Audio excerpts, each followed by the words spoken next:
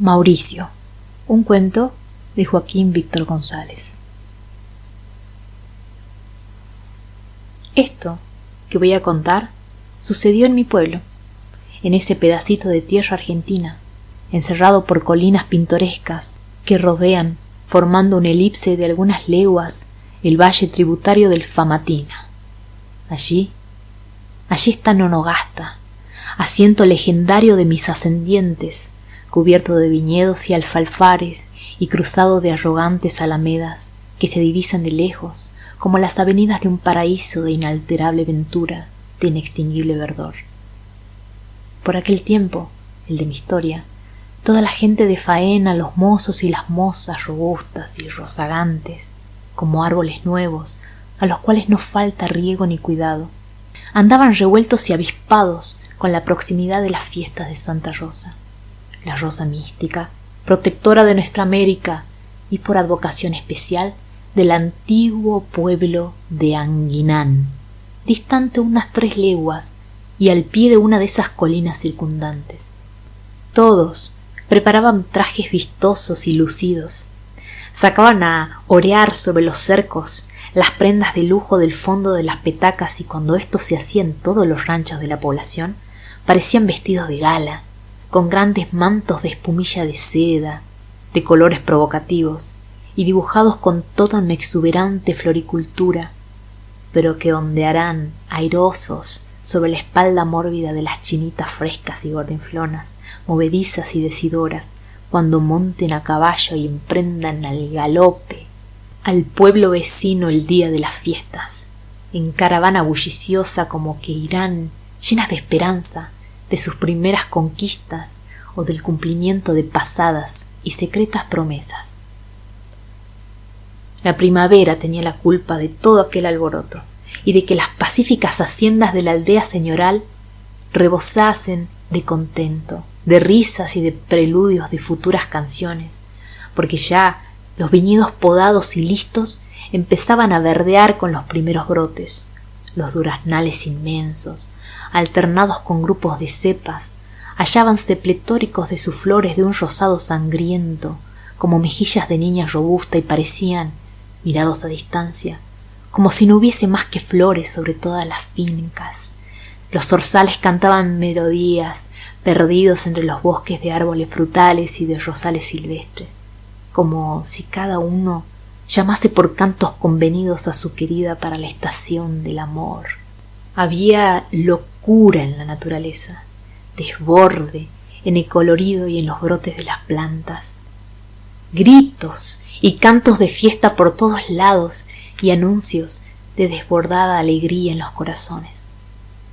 Era la primavera, la única culpable, porque aquel año quiso derramar sobre la aldea y sobre las almas juveniles toda la riqueza de sus arcas, toda la pompa de su reino y la borrachera de su savia peligrosa. El día de la fiesta, bien de mañanita, junto con los amagos del sol primaveral, una cabalgata numerosa emprendía la marcha hacia el pueblo donde el festival de Santa Rosa de Lima celebrábase con el concurso de todas las gentes comarcanas de 3, de 5, de 7 leguas a la redonda.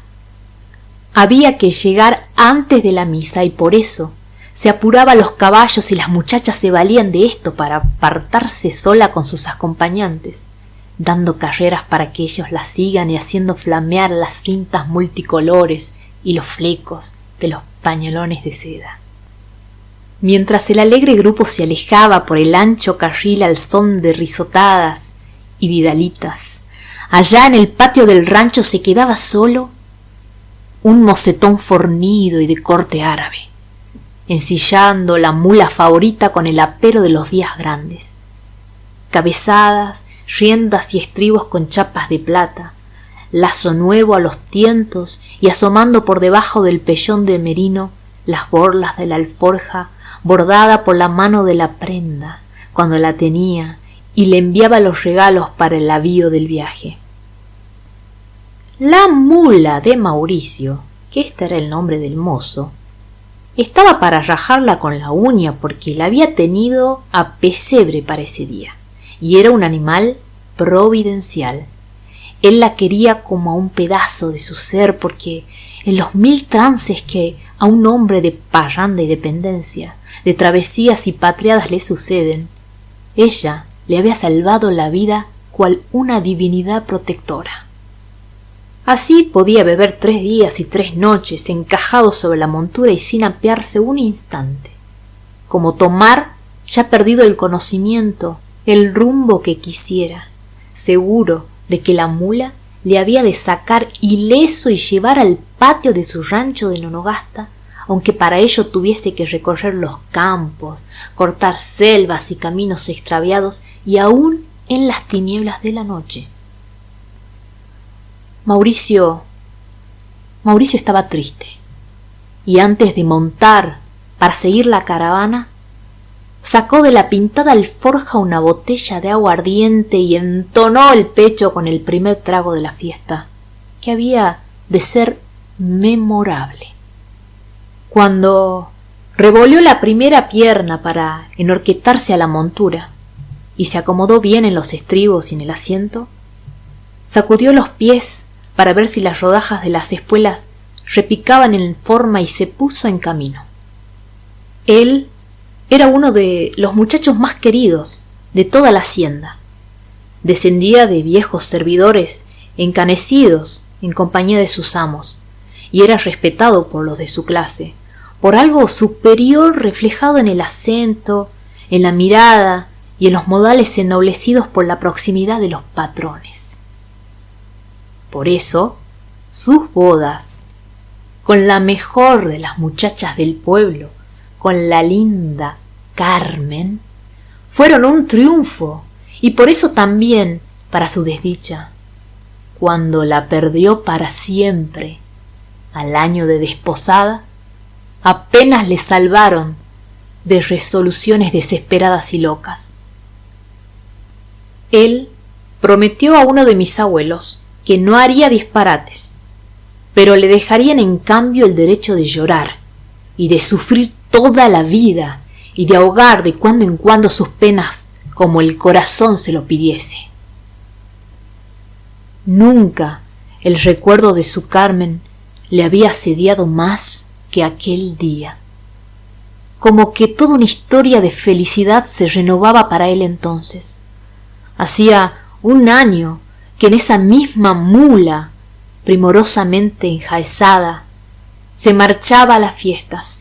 Ella iba a las ancas sobre una alfombra nuevecita y prendida de la faja de seda, encarnada que modelaba el cuerpo atlético de su novio, así, bien cerca, para que él pudiese a escondidas de los otros volver la cara para darle un beso delirante sobre la mejilla ruborosa y cálida. Recuerdos terribles para el pobre Mauricio, pero un trago más del aromático licor de la uva le espantó la visión tenaz y quiso distraerse cantando a solas algunas tonadas alegres. Al salir de la población se alza, o mejor dicho, se halla reclinado el pobre cementerio donde casi todos mis antepasados reposan y donde hacía apenas 1 año Mauricio había depositado el cadáver de su Carmen idolatrada. Como le solía decir en sus coplas de amante, y allí la mula, siguiendo una costumbre dolorosa de su dueño, se detuvo un instante enfrente del portón siempre abierto del humilde refugio. Sintió el joven viudo un golpe sobre el corazón, como si una mano invisible se lo hubiera lastimado por dentro y, cerrando los ojos para cortar la cadena de las lágrimas y hacerse la ilusión de que, apagando el mundo exterior, apagaba el de lo íntimo, clavó los ijares de la mula y casi al galope se alejó por el camino de las fiestas. A todo esto, ya la comitiva hacía mucho que había llegado a Anguinán, justamente antes de empezar la función de la patrona. Cuando dieron vuelta al último recodo del camino, se oían los repiques juguetones de las campanas de la iglesia. Encaramados sobre un travesaño de madera del cual penden las pequeñas campanas, algunos muchachos del pueblo las habían tomado por su cuenta y a guisa de repique se ejecutaban sobre ellas como si redoblasen en un tambor dianas victoriosas, aires de regocijo que iba a recorrer deprisa y atropelladamente todos los rincones del circuito de graciosas colinas, como que el señor cura les había dado plena libertad para meter todo el barullo que quisiesen, ahora que llegaba la ocasión y como quien alegra a la gente. Cuando la caravana nonogasteña asomó a la plaza del pueblo, notóse un movimiento de júbilo en todos los vecinos y forasteros que pululaban enfrente de la iglesia, esperando el último toque. Reventaron miles de cohetecillos regalados para la función, los muchachos de la torre hicieron exclamar en alborozas bienvenidas a las campanas, y todos, por fin, sintieron anuncios de que las fiestas serían esta vez como nunca, espléndidas, grandiosas. Pero no es hora todavía de pensar en eso porque la misa va a empezar. Ya ha entrado todo el gentío a la iglesia y solo se siente después un profundo, un religioso silencio que dura un largo rato. Afuera de la iglesia habían quedado solamente los hombres encargados de los estruendos y de las salvas en el instante de alzar, para lo cual daría la señal un negro colocado en la puerta. Cuando fue tiempo, las campanas lanzaron verdadera lluvia de repiques acelerados y desde la plaza estremecieron los cerrillos circunvencinos, las cameretas, los cohetes y los buscapiés, encendidos todo a una voz y las descargas de una compañía de voluntarios armados con fusiles de chispa, preparada también para el acto. Después, cuando terminó el oficio, salían los feligreses de la pequeña nave apretándose en la puerta. Todos corrían a buscar sus cabalgaduras amarradas del cabestro a la sombra de los grandes árboles de alguna finca próxima, y formados de nuevo los grupos, se dispersaron entonces, yendo a las pulperías o a las casas donde se habían preparado los bailes para los 3 días de la fiesta. En breve, empezaron a oírse en distintos puntos dentro de las casas ocultas por los huertos los compases saltones de las músicas y las danzas criollas. Los nonogasteños tenían preparada su fiesta en una casa espaciosa con frente a la plaza y al fondo una extensa finca de viñas y de abundante fruta. Y allí había concurrido lo más escogido del pueblo, en punta a mozas bailarinas y a galanes trasnochadores y capaces de seguir sin descansar, si ustedes quieren, una semana entera en habiendo música, vino y muchachas. Por más que hizo Mauricio para llegar a tiempo de oír la misa, sus pensamientos no se lo permitieron, y deteniéndose a cada momento echaba un trago de aguardiente, cobraba nuevos bríos y seguía la marcha. Así, cuando llegó a los primeros cercados del villorio de las fiestas, ya todos estaban de baile, y lo que era de notarse, ya su cabeza no venía muy dueña de sus facultades. Una oleada de piadoso remordimiento sintió levantarse en su corazón cuando vio cerrada la descolorida puerta del templo, como si se le negase a él solamente el derecho de ir a doblar la rodilla delante de la Virgen. No hay más remedio, se dijo para sí, que ahogar las penas con el licor.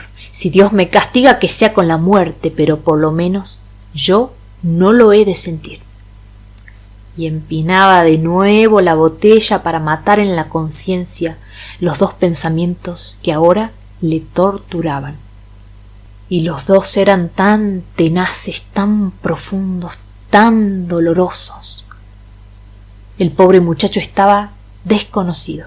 Sus nobles facciones, sus ojos negros y brillantes, su apostura caballeresca parecían marchitos por un principio de muerte lenta, como se ponen las hojas del sarmiento trepador cuando el insecto ha cortado la raíz en el fondo de la tierra. Daba lástima contemplarle, vacilante, instable sobre la montura chapeada, atinado apenas a imprimir rumbo a la paciente bestia, la cual le conducía con un cuidado maternal, evitando las ramas espinosas, suavizando las bajadas y los pasos difíciles, deteniéndose bajo la sombra de los árboles, soportando con resignación amorosa los caprichos y los rigores, de su inconsciente dueño. La pobre bestia tenía los ojos tristes y como enturbiados de llanto, pero era visible su contento cuando Mauricio se acostaba sobre su cuello, rodeándolo con los brazos, como si en su delirio perenne, en su aturdimiento premeditado, buscase en esas caricias un consuelo que ya no existía, o cual si se amarrase a ella para que le salvase de un desierto o de un bosque sin salidas ni derroteros. Vinieron medio a despertar y solicitar su albedrío los rumores del baile donde se divertían sus compañeros de partida. Picó a la mula hacia ese sitio y ella le condujo hasta el patio de la casa, en el cual se había formado el salón. La parranda estaba en lo mejor, el entusiasmo en su punto y los muchachos se despepitaban, zapateando, chacareras, gatos y escondidos, y ondeándose con el movimiento arrebatador de la cueca, para la cual no admiten competencia las criollas de mi pueblo.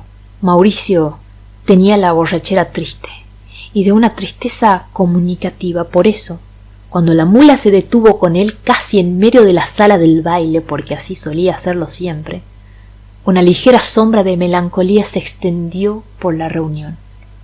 Fueron en vano los ruegos para que se apease a tomar parte de la alegría común, para que bailase unas cuantas cuecas, con las que hacía volverse locas a las muchachas en sus buenos tiempos, o por lo menos para descansar del viaje. Nada.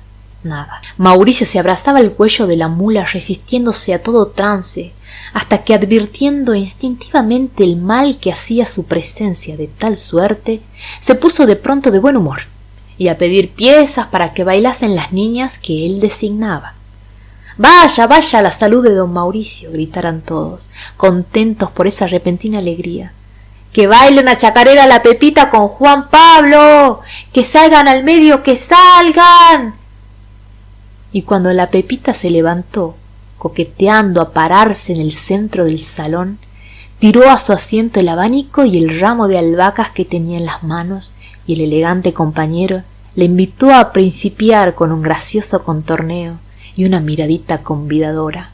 No hubo pecho que no estallase en un grito de entusiasmo, y las manos parecían escasas para palmotear al compás de la música, cuyas variaciones de pareja seguía con pasmosa agilidad y gracia desbordante.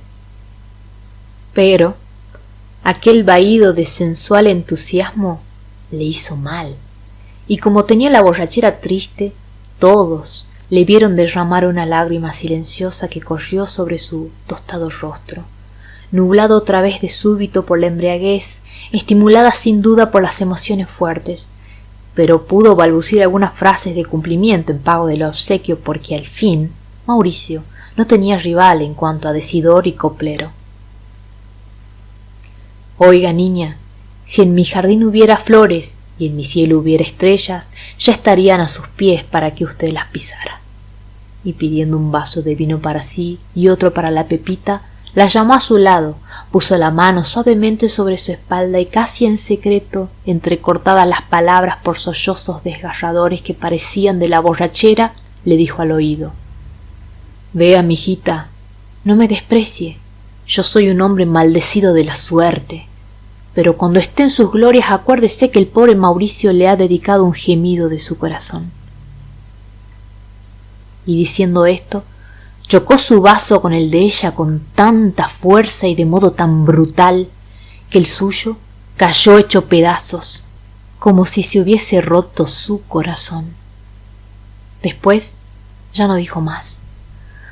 Una pesantez de cadáver doblegaba su cuerpo, a cuyas oscilaciones la mula obedeció dando vueltas suavemente en dirección a la calle. Los del baile se quedaron un momento en silencio. Una niebla ligera empañó los ojos de la triunfadora Pepita, pero las músicas con sus aires aturdidores y provocativas cadencias volvió la animación al festín interrumpido. El ebrio salió de allí para vagar por las tortuosas calles de la aldea, entregado al instinto de la mula amiga. Pero en los otros grupos no le querían tanto y no hacían de él ningún caso, y por allí le dejaban solo, abandonado a su bestia y a los intermitentes pero tardíos relámpagos de su voluntad embotada. Mauricio se perdió de vista entre las encrucijadas que forman los callejones de las fincas y de los viñedos frondosos. Era un cadáver amarrado sobre la mula, y ésta vagaba, sin más dirección que la impuesta por el instinto de salvar al jinete. Pasaron así los 3 días de la fiesta de Santa Rosa. Volviéronse a sus aldeas lejanas los promesantes y los forasteros, y la villita se quedó de nuevo, sumida en el mortal silencio de siempre, no alterado sino por los perros que durante la noche levantan espeluznante concierto de aullidos, provocados por cualquier sombra pasajera o por ruidos que vienen de no se sabe dónde, traídos por los ecos de las montañas. Al fin, aquella horrible peregrinación debía concluir de alguna manera, y fue la mula de Mauricio la que dio el desenlace. Iban ya 3 días de no reposar un instante, de no quitarse el freno ni de probar un bocado. Como todos le creían caso perdido, le dejaron solo sus compañeros, o le creyeron ya de regreso anticipado. Por eso la comitiva nonogasteña se encaminó tranquila, aunque no con la misma algazara de la avenida, hacia los hogares y las labores abandonados. Así, pues, el infeliz Mauricio se quedó entregado a la casualidad y al instinto de la mula incomparable. La última noche de las fiestas estaba oscura. Los caminos se perdían entre las dobles tinieblas del bosque, y ni siquiera fosforescencias caprichosas venían a dar vislumbre. La bestia marchaba deprisa, guiada por ese instinto que mis paisanos llaman el amor de la querencia, y a la cual llegan siempre los animales siquiera se hallan extraviados en el lugar más desconocido y desorientado.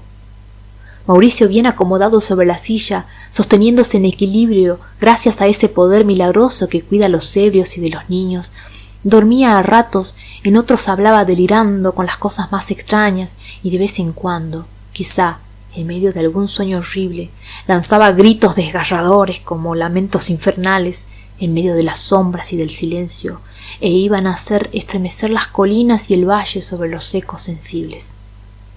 La mula apresuraba cada vez la marcha, como si quisiese evitar llegando pronto una catástrofe, o como si temiese caer muerta ella misma en medio del campo y dejar a su dueño abandonado, perdido para siempre. Pero de súbito divisó a lo lejos algunas luces semejantes a las que anuncian vivienda humana. Eran los fogones de Nonogasta, y al fin el pobre Mauricio podría reposar su cuerpo bajo el techo paterno. Las luces se aproximaban, corrían a encontrarlos en el camino y por instantes se perdían.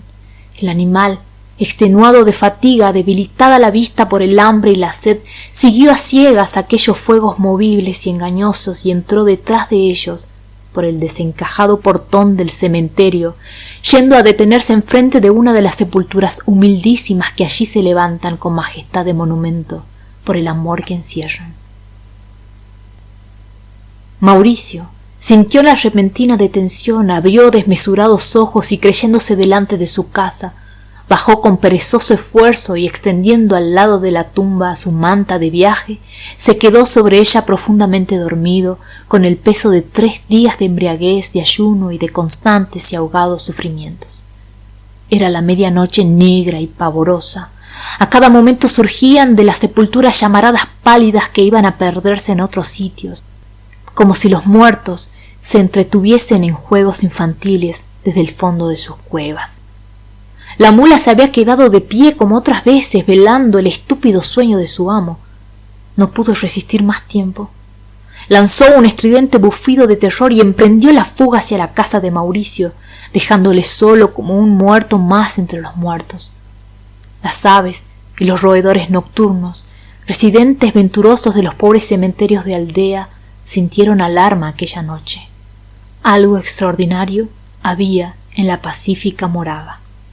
El alba venía ya, se anunciaba por la brisa fresca que le precede en aquellas comarcas, por la casi imperceptible tinta rojiza que empieza a teñir los vapores de la noche, y al fin por un ligero piar en los nidos y en los aires.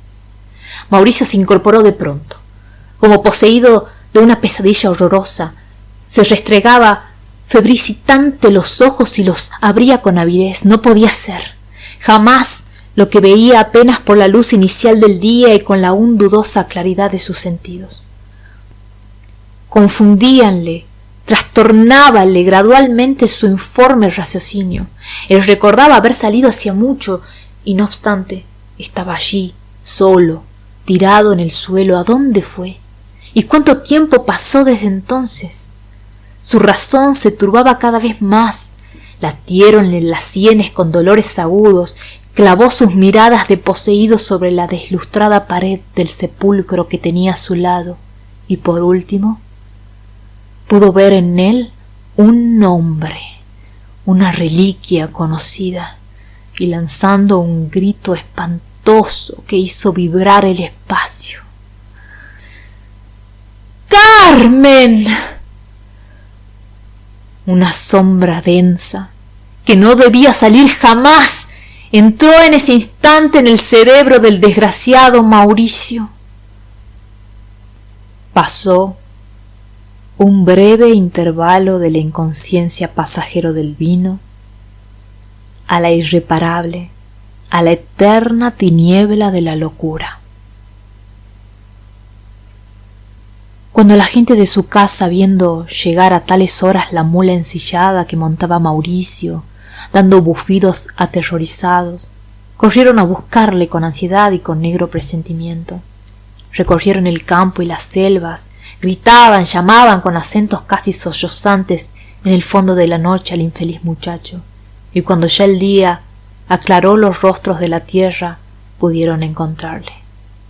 Venía solo, a pie, cantando coplas alegres, con acompañamiento de una guitarra que se imaginaba llevar en las manos. No conocía a nadie y hablaba a todos de cosas extraordinarias, incomprensibles, pero siniestras. Sus palabras de loco eran relámpagos de la tempestad interior. Cuando él reía carcajadas, los del pueblo lloraban en silencio, y así aquella primavera que cubrió de flores los huertos, regó de lágrimas los corazones.